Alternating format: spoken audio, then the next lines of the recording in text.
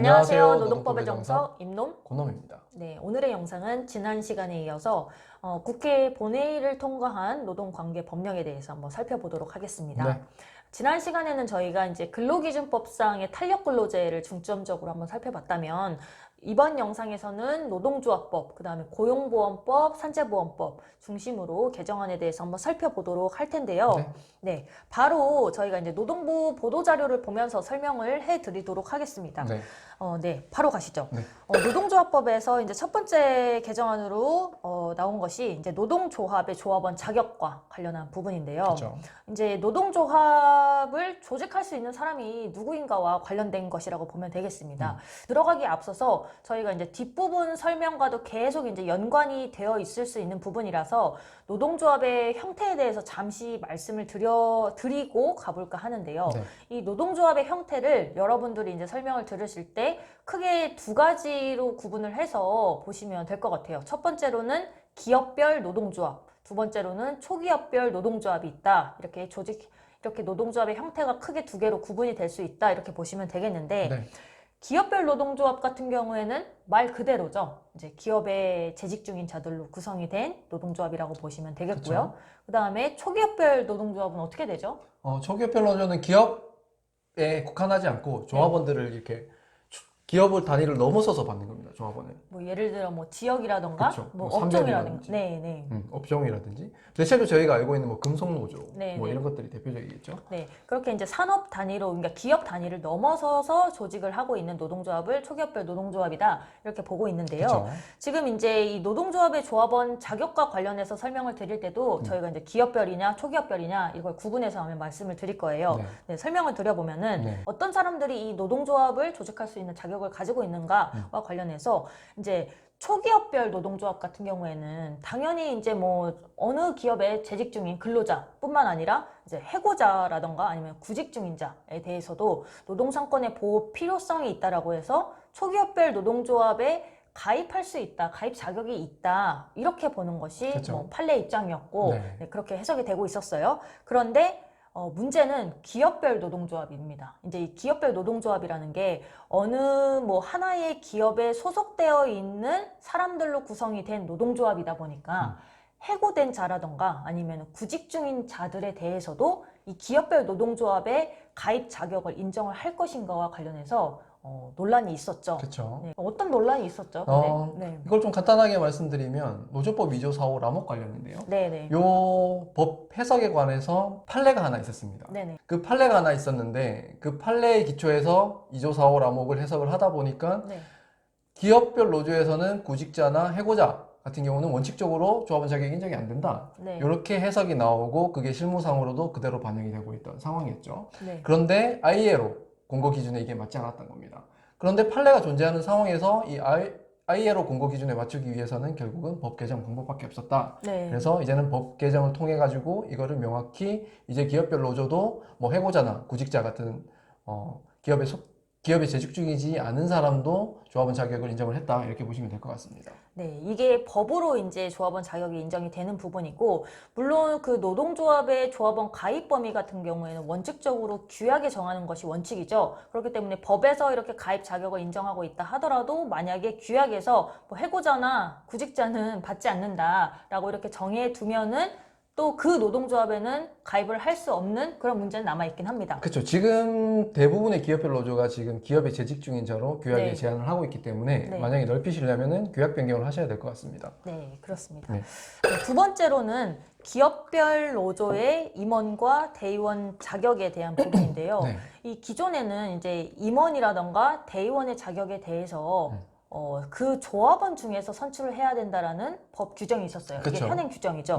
그런데 방금 말씀드렸던 것처럼 이제 기업별 노조에도 해고자나 이제 구직자도 조합원 가입 자격이 인정이 되다 보니까 그러면은 재직 중이지 않은 사람 중에 조합원인 사람에서 이제 선출이 가능하다라는 그런 해석이 나오잖아요. 그런 부분에 있어서 이제 우리나라는 특히 기업별 노사관계에 좀 특성이 있다 보니까 그러한 특수성을 반영을 해서 요렇게 제안을 했습니다. 기업별 노조의 임원과 대의원 자격은 해당 사업 또는 사업장에 종사하는 조합원 중에서 이제 선출하도록 이제 규정을 했다라는 거죠. 그렇죠. 기업별 노조에서 조합원 자격 범위 자체가 이번 법 개정으로 구직 중인자나 해고 중인자도 넓혀지다 보니까 요 대의원이나 임원 자격 관련해서도 이 부분에 대해서 명확히 할 필요성이 있었다. 그래서 해고자나 구직자도 조합원 가입을 할 수는 있지만은 대의원하고 임원은 여전히 못한다 이렇게 보시면 될 것 같습니다. 네.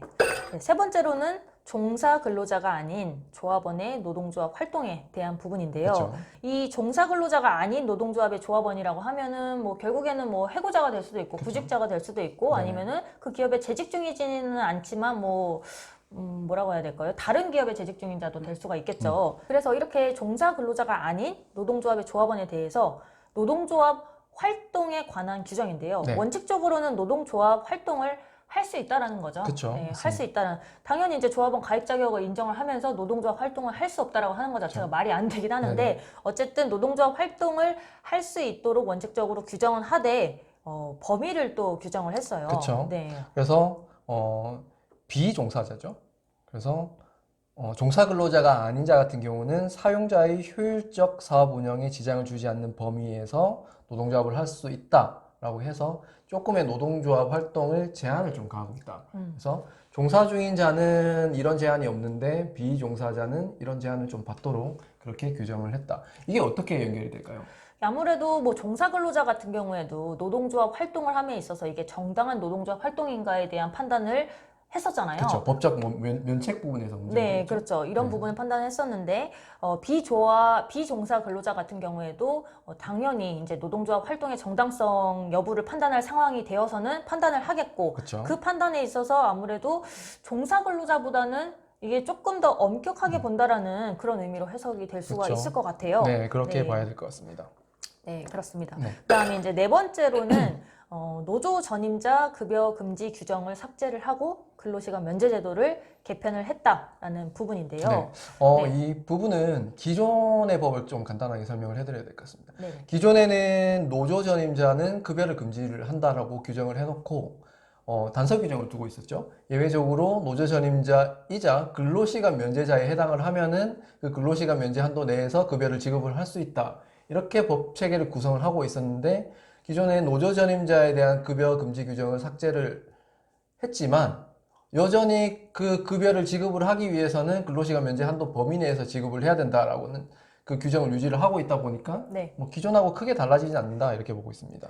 결론적으로는 노조 전임자에 대해서 근로시간 면제 한도 범위 내에서 이제 급여 지급이 이루어지는 거고 이제 한도를 넘어가는 부분에 대해서는 이제 무효가 되다 보니까 기존과 크게 달라진 것은 없다라는 거죠. 기존에도 마찬가지로 무효이기도 하고 그걸 한도를 넘어서면은 부당 노동행위였는데 그걸 명문화했다 이렇게 보시면 될 것 같습니다. 네, 이제 다섯 번째로는 개별 교섭 시에 이제 성실 교섭 의무, 그 다음에 차별 금지 의무를 신설을 한 규정인데요. 이게 지금 이제 개별 교섭이라는 용어가 나왔는데 이거는 복수 노동조합이 설립되어 있는 사업장에 한해서 이 조항이 적용이 된다라고 보시면 될 것 같아요. 이제 복수 노조 사업장에 있는 경우에는 우리 노조법에서는 교섭 창구 단일화를 해서 사용자에게 교섭을 요구하도록 이렇게 절차를 규정을 하고 있어요. 근데 원래는 이렇게 교섭 대표를 결정을 해서 교섭 요구를 해야 되는데 이 과정에서 사용자가 나는 이 복수노조 단일화 안 해도 되고 그냥 모두 다 들어와라. 개별 교섭 다 응해주겠다라고 하는 경우가 있어요. 그 경우를 이제 전제를 하고 말을 하는 건데요. 이렇게 사용자가 동의를 해서 양측의 노조 아니면 뭐 한 3개, 2개 이상이겠죠. 그 2개 이상의 노조와 개별 교섭을 하는 경우에 어느 한쪽 노조에게 이제 차별이 되게 해서는 안 된다라는 거예요. 각각 결국에는 성실하게 교섭을 해라라는 그런 교섭 의무를 규정을 했다라고 보시면 되겠는데요. 맞습니다. 근데 아무래도 이 조항에 대해서는 굉장히 이제 선언적인 의미이기는 한데 조금 아쉬운 점이 있는 것 같아요. 이 차별 금지 의무, 이제 성실 교섭 의무를 규정을 했는데 이 부분에 대해서 직접적으로 위반을 했을 때 이 부분에 대한 직접적 위반에 대한 처벌 규정은 없고 다만 이거를 이제 부당노동 행위로 이렇게 간접적으로 접근을 해서 노동조합이 부당노동행위, 사용자의 부당노동행위 의사에 대해서 이제 입증을 해야 되는 그런 식의 이제 문제를 해결을 해야 될 수밖에 없다 보니까 이 개별 교섭이라는 거에 대해서 차별적인 상황을 직접적으로 할 수는 조금 없다라는 게 약간의 한계점이 있는 것 같긴 해요. 결국은 요 규정을 도입을 하면서 이것 위반에 대한 직접적인 구제 신청 절차라든지 네. 아니면 직접적인 처벌 규정을 도입을 하지 않다 보니까 네네. 뭐 간접적으로 부당노동행위라든지 이런 부분으로 접근을 할 수밖에 없는 한계점이 있다. 네. 이렇게 보고 있습니다. 네, 다음 6번째로는 사업장 내에 교섭 단위 통합 근거를 신설을 했다라는 점인데요. 그렇죠. 네. 여기서 조금 용어가 조금 생소할 수도 있을 것 같아요. 네네. 우선은 이 부분은 이렇게 보셔야 됩니다. 기존의 복수노조 사업장에서 네. 교섭 단위 분리 제도라는 게 있었어요. 네네. 그러니까 뭐 일정한 근로조건이라든지 뭐 고용 형태에 현격한 차이가 있을 때는 교섭 단위로 분리를 해서 그 교섭 단위 내에서 뭐 교섭상구 단위라는 절차를 거치고 교섭 네. 진행을 할 수 있다. 이런 제도가 있었는데 그 교섭 단위 분리 제도를 이용해서 교섭 단위가 분리된 사업장에서만 적용되는 조항이다. 이렇게 보시면 될 것 같습니다. 모든 교섭 단위를 통합을 할 수 있는 그런 근거는 아니고 그렇죠. 이제 노동위원회에 교섭 단위 분리 신청을 해서 분리가 된 사업장의 경우에 한정해서 이제 통합할 수 있다라는 그런 규정이라고 보면 되겠는데요. 그렇죠. 기존의 교섭 단위를 한번 분리를 해버리면은 영원히 영구적으로 그렇게 교섭 단위가 분리된 상황에서 계속 이렇게 진행이 되죠. 네. 그렇다 보니까 뭐 고용 형태라든지 근로 조건이 좀 이렇게 이제 어느 정도 맞춰져 가지고 이제는 이렇게 통합적으로 교섭을 해야 될 필요성이 있는데도 불구하고 교섭 단위를 다시 통합을 시킬 수 있는, 분리를 했던 것을 다시 합칠 수 있는 근거가 없다 보니까 그 근거가 마련이 됐다. 이렇게 보시면 되겠습니다. 네, 뭐 입법적인 불비를 정비를 했다 이렇게 볼 수가 있겠고요. 그렇죠. 그 다음에 이제 7번째로는 다양한 교섭 방식 선택을 위한 국가 지자체의 의무를 규정을 했는데요. 네.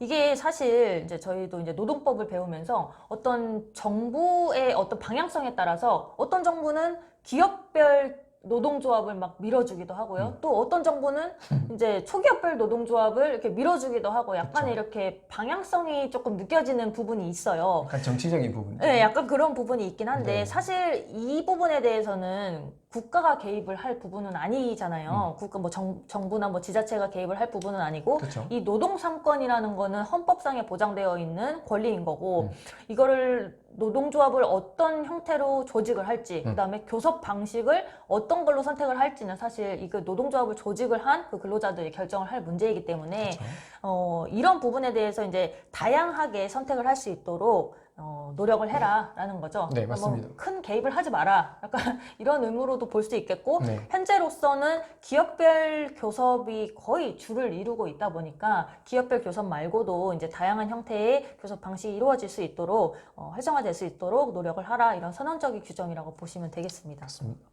네, 8번째로는 아마 조금 이슈가 많은 그런 조항 같은데요. 네. 단체 협약의 유효기간 상한을 2년에서 3년으로 연장을 한 그런 개정안입니다. 네. 기존 법을 살펴보면은 단체 협약의 최장 유효기간이 2년으로 제한이 되어 있습니다. 네. 그러니까 이것보다 길게 유효기간을 설정을 해도 2년으로 제한이 되죠. 네. 그렇다 보니까 이것보다 1년을 더 늘려서 최장 유효기간은 3년으로 늘렸다. 이렇게 보시면 될 것 같습니다. 요 부분에 대해서는 좀 설명을 좀 해드릴 부분이 우선은 이제 잘 아시는, 노조 활동을 하시는 분들은 잘 아시는 단체 협약서라는 게 있고 임금 협약서라는 게 있습니다. 기존에는 요 단체 협약서는 유효기간을 2년으로 설정을 해놓고 2년마다 네. 갱신을 하는 교섭을 진행을 했죠. 그리고 임금 협약서는 매년 1년마다 임금 교섭을 진행을 해가지고 이렇게 갱신을 했는데 요 단체 협약서나 임금 협약서나 모두 다 법적으로는 단체 협약의 성격을 가집니다. 그런데 제가 보기에는 그 둘 중에서 단체 협약서에 네. 해당하는 얘기가 아닌가 이렇게 네. 보고 있습니다. 이게 아무래도 이제 단체 협약의 유효기간을 연장했다라는 측면에서 이제 사용자 즉 경영계와 노동계가 이제 다른 입장 차이를 보이고 있는 게 어떤 점이냐면은 네. 아무래도 이제 단체 협약의 유효기간이 제한이 되어 있다 보니까 2년마다 단체 교섭을 계속 해야 되잖아요. 그쵸. 네. 그렇다 보니까 경영계 입장에서는 이게 교섭 비용이 많이 든다라는 이런 시각에서 접근을 하는 거고 네. 노동조합, 노동계 측면에서는 이제 근로조건이라든가 노동 환경이 굉장히 이제 급변하고 있는 상황인데 이 유효기간을 이렇게 연장을 해놓으면 급변하는 노동 조건에 대해서 이제 교섭을 해서 그걸 반영을 해야 되는데 이게 교섭권의 침해가 아니냐 이런 측면에서 이제 바라보고 있는 거거든요. 그렇죠. 굉장히 반발을 하고 있죠. 왜냐하면은 노동조합법상 단체 협약의 유효기간 만료 3개월 전부터만 교섭을 요구를 할 수 있으니까 네. 3년으로 해놔버리면은 2년 9개월이 지나야 그 시점에는 교섭을 요구를 할 수 있죠. 네. 그래서 이게 뭐 교섭권 침해다 이런 얘기가 나오고 있는 상황입니다. 네, 근데 이게 사실 ILO 기준과 비추어 봤을 때는 ILO에서도 뭐 장기간의 유효기간을 설정하는 상한 유효기간을 설정하는 것 자체가 노동조합의 교섭권을 침해할 소지가 있긴 하지만 이 장기간이라는 거에 대해서 명확한 기준은 사실 없고 그렇기 때문에 이게 뭐 위배된다라고 볼 수는 없을 것 같긴 해요. 그렇죠? 네, 아무래도 이제 노동조합 상황에 따라서 이게 영향을 얼마나 미치냐가 좀 결정이 될 것 같은데 네. 아무래도 그 단체 협약을 사용자 측에서는 당연히 3년으로 체결을 하려고 하겠죠. 그렇죠. 당연히 그다음에 노동조합 측에서는 모르겠어요. 이제 3년으로 그냥 할지 아니면은 2년으로 하자라고 할지 모르겠는데, 그런 이제 유효기간에 있어서의 이제 조금의 쟁점이 있겠죠. 대립이 일어날 것 네, 같아요. 대립이 일어날 수 있을 것 같고, 그다음에 방금 말씀하셨던 것처럼 이제 단체 협약이 있고 임금 협약이 있고 보통은 이렇게 이원화해서 가고 있잖아요. 그렇죠. 근데 정말로 이제 중요한 부분, 근로자의 근로 조건에 직접적으로 영향을 미치는 부분은 이 단체 협약이 아니라 이제 임금 협약에서 주로 결정하고 있는 사업장 같은 경우에는 아무래도 그 임금 협약의 영향성이 조금 더 커지지 않을까 이런 생각도 들고 또 그러면은 사용자 측 입장에서는 임금 협약을 그럼 유효기간을 늘리자 그렇죠. 이렇게 또 요구를 할 수도 있을 것 같은 뭐 다양한 상황이 예상이 되기는 합니다. 임금 협약을 3년마다 하자 뭐 이렇게 요구할 수 있을 것 같아요. 그럼 완전 이제 뭐 반발이 시작이 되는 난리 거죠. 나겠죠. 네. 그리고 또 뭐 또 하나 첨언을 드리자면은 노조법상의 임원이라든지 대의원이 그 임기가 최장 3년이죠. 거기에 맞춰서 그냥 단협도 유효기간 3년으로 맞추자 뭐 이런 취지에서도 개정이 일어나지 않았나 이런 생각은 하고 있습니다. 네. 이제 9번째로 사용자의 점유를 배제하여 조업을 방해하는 쟁의 행위를 금지를 하고 있는데요. 사실 이 쟁의 행위라는 게 어찌 보면 노동조합 입장에서는 최후 수단이죠. 그쵸. 네, 이제 파업권, 단체 행동권이라고 부르는데 이 부분에 대해서 이제 개정을 할 당시에는 여러 가지 논의가 있었어요. 네, 뭐 이렇게 논란이 될 만한 그런 부분도 있긴 했는데 결론적으로 개정이 된 내용을 보면은 현재의 판례 원칙과 뭐 크게 배치되는 부분은 없다라는 건데요. 뭐 기존에도 사업장 점거를 통한 쟁행위를 할 때는 절대로 배타적, 전면적인 점거는 안 되고 부분적이고 병존적인 점거만 된다. 이렇게 판례가 판시를 하고 있었는데 그냥 그 내용 자체를 뭐 법에 뭐 실었다 이 정도로 보고 있습니다. 저희는. 네, 뭐 그 정도로 보시면 될 것 같다라는 점이고 그다음에 마지막으로는 종사 근로자가 아닌 조합원의 권리를 제한하고 있다라는 점인데요. 여기서 말하는 조합원의 권리를 제한하고 있다라는 거는 뭐 회의에 참석을 해서 뭐 의결을 할 권한이라든가 뭐 이런 거를 전면적으로 제한을 하고 있다라고 보는 것보다는 이제 노동조합법상에서 조합원 숫자를 산정해야 될 일이 있어요. 뭐 여기에 이제 나와 있지만 근로시간 면제 한도 같은 경우에도 그 조합원 숫자에 따라서 이 한도가 결정이 되기도 하고요. 그다음에 복수노조 사업장에서 교섭 대표 노동조합을 결정을 할 때 이제 자율적으로 결정이 되지 않으면은 과반수 노조가 교대 노조가 되잖아요. 요 숫자 산정에 있어서도 영향을 미치고 그다음에 쟁행이 찬반 투표에 있어서도 조합원의 과반수 이상의 득표를 얻어야 쟁행위를 할 수 있기 때문에 이렇게 조합원 수를 산정해야 될 여러 가지 사정들이 있는데 여기에서 이제 빼겠다라는 거죠. 맞습니다. 비종사 조합원은 아까 말씀드렸다시피 뭐 해고자나 구직자나 그 기업에 종사하지 않는 근로자를 의미를 한다. 그래서 근로시간 면제 한도나 아니면 교섭대표 노조 문제나 쟁행 찬반투표 문제 모두 다 그 사업장 내에서 좀 중요시되는 이슈들이죠. 그렇다 보니까 비종사자인 조합원 수는 빼고 종사자인 조합원 수 기준으로 그 조합원 숫자를 산정을 해보겠다. 이렇게 법 규정으로 명확히 했다. 이렇게 보고 있습니다. 네. 아무래도 이게 이제 실무상으로는 조금 쟁점이 많이 될 수도 있는 부분 같기는 해요. 어찌되었건 지금까지 노동조합법의 개정안에 대해서 한번 살펴보았고요. 그 다음에 이제 공무원 노조법과 교원 노조법도 개정이 되었어요. 이 부분은 간략히 살펴볼 텐데 일단 둘 다 공무원 노조법이든 교원 노조법이든 크게 가입 범위가 확대됐다라는 점이 가장 큰 부분인 것 같아요. 어떻게 확대가 되었죠? 공무원 노조나 교원 노조 모두 다 퇴직자도 조합원으로 가입을 할 수 있도록 이렇게 개정이 됐습니다. 그리고 공무원 노조법에서는 기존에는 6급 이하만 가입을 하도록 되어 있었는데 요거를 삭제를 해가지고 5급 이상도 오픈을 좀 해놨다. 오픈을 해놨다. 이렇게 보시면 될 것 같습니다. 그리고 또 하나가 있나요? 소방 공무원과 뭐 조교를 포함한 교육 공무원의 노조 가입도 이제 보장을 하는 규정을 명시를 했다라고 그쵸. 이렇게 보시면 되겠습니다. 네, 뭐 이 정도로 보고 넘어가도 될 것 같습니다. 그 가입 범위가 확대가 되었다라고 이렇게 마무리를 짓고요. 네. 그 다음에는 이제 고용보험법과 산재보험법에 대해서 살펴보도록 하겠습니다. 네. 이 지금 고용보험법은 크게 이제 예술인에 대한 고용보험 가입과 그 다음에 노무 제공자에 대한 고용보험 가입이 확대가 되었다라고 이렇게 볼 수가 있겠는데, 네. 이제 예술인 같은 경우에는 뭐 예술, 공연, 문화, 뭐 미술 뭐 이런 부분에서 이제 용역 제공 계약을 체결을 하신 분들을 대상자로 삼고 있고, 그 다음에 이제 노무 제공자 같은 경우에는 특수 형태 근로 종사자라는 용어를 들어보셨을 텐데, 택배 노동자라든지 네, 학습지 교사라든지, 그렇죠. 뭐 캐디라든지 뭐 이런 특수 형태 근로 종사자들이 있는데, 그 범위보다는 조금은 더 넓은 범위다라고 보시면 될 것 같아요. 물론 지금 이 노무 제공자에 해당하는 직종 자체가 이제 대통령령에서 규정할 예정이지만 이 부분이 아직 명확하게 나오진 않았어요. 않았지만 특수 형태 근로 종사자를 포함하는 개념이다라고 보시면 될 것 같아요. 네. 그래서 이제 이분들도 고용보험에 가입을 해야 된다라는 당연 거죠. 가입이죠. 네, 당연 가입을 그렇죠. 해야 된다라는 네. 거고, 이 고용보험에 가입함으로 인해서 혜택을 볼 수 있는 부분이 결국에는 이제 일을 하다가 비자발적으로 퇴사를 했을 경우에 실업급여 받을 수 있는 부분과 그 다음에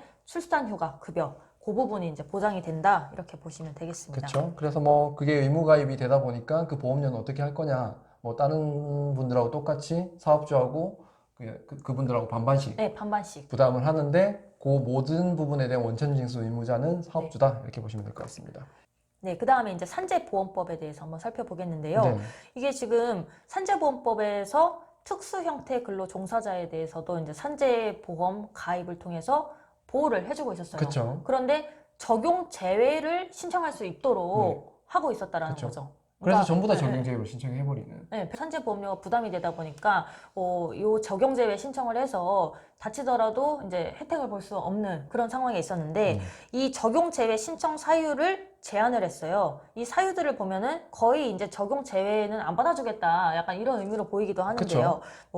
지금 보면 특고 종사자의 질병, 부상, 임신, 출산, 육아로 인한 1개월 이상의 휴업, 그러면 사업주 기책 사유에 따른 1개월 이상의 휴업 등등 이렇게 정하고 있는데, 이 사유에 해당될 경우에만 적용 제외를 인정을 해주겠다라는 거기 때문에 앞으로는 뭐 특고 종사자의 경우에 일하다 다치면 뭐 예외 없이 이제 산재 보상을 통해서 혜택을 받으실 수 있다, 이렇게 보시면 되겠습니다. 네. 네, 오늘은 좀 다양한 법에 대해서 살펴봤어요. 뭐 노조법, 공무원 노조법, 교원 노조법, 고용보험법, 산재법 굉장히 많이 살펴봤는데, 일반인 분들은 좀 생소하실 수도 있어요. 뭐 노조 내가 뭐 무슨 상관이 있느냐 하고 있지만, 솔직히 노동계 쪽에서는 사실은 근로기준법 개정안도 당연히 관심이 있겠지만, 이것도 굉장히 지금 민감하게 반응을 하고 있는 상황이라서. 노동조합법이 사실 더 핫 이슈였죠. 그렇죠. 그래서 저희가 한번 다뤄봤습니다. 오늘도 유익한 영상이 되셨기를 바랍니다. 감사합니다.